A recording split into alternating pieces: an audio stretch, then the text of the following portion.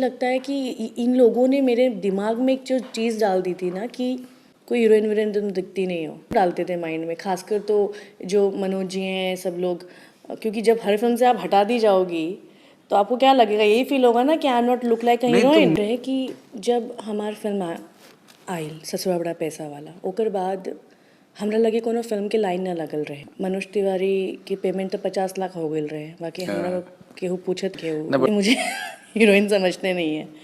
सो मैंने क्या किया, मैंने बाहर की फिल्में शुरू कर दी। तो मुझे कोई पहला कॉल आया बाहर, मतलब जिसमें मनोज तिवारी और रवि किशन नहीं होते थे। तो जब एक फर्स्ट कॉल आई, हमरा लगे राजकुमार पांडे जी का कॉल आया था छैला बाबू फिल्म के लिए, एंड ही टोल्ड मी कि रानी एक फ़िल्म करनी है पर इसमें मनोज तिवारी नहीं है। कि अच्छा, उसी बात पे मैं नींद में थी, नाइट शूट करके आई थी, मैं कहा क्यों, मनोज तिवारी होंगे तो ही मैं फ़िल्म करूँगी। अच्छा, अगर ऐसी बात है तो मिल लेते हैं।